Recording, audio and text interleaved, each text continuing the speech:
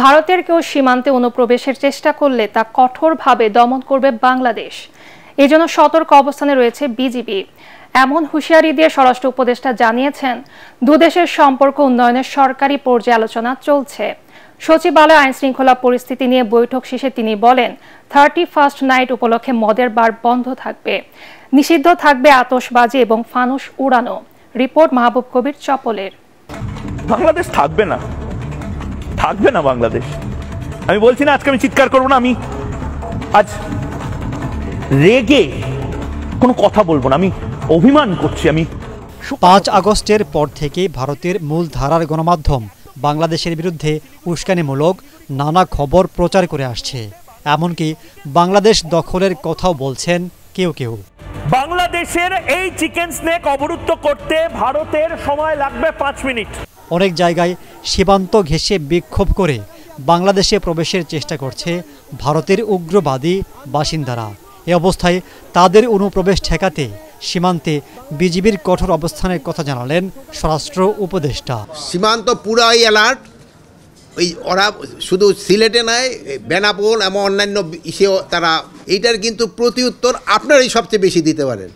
আপনারা সত্যি খবরটা প্রকাশ করে দেন, ওদের যে মিথ্যা যে খবর প্রচার করে ওদের মুখে চুনকালি পড়বে। Double million offer, Walton fridge কিনে পেতে পারেন 20 লক্ষ টাকা, রয়েছে কোটি কোটি টাকার নিশ্চিত উপহার। বাংলাদেশ ভারত সম্পর্কে যে ফাটল তৈরি হয়েছে তা নিরসনে সরকারি পর্যায়ে আলোচনা চলছে বলেও জানান তিনি।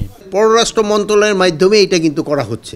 আর প্লাস ধরেন যে ইসে আছে যে আমাদের বর্ডার সিকিউরিটি ফোর্স এবং অদের সিকিউরিটি ফোর্স এইভাবে এরও বলে দেয়। উপদেষ্টা বলেন, বড়দিন ও 31স্টে আইন শৃঙ্খলা পরিস্থিতি ঠিক রাখতে প্রস্তুতি নেওয়া হয়েছে।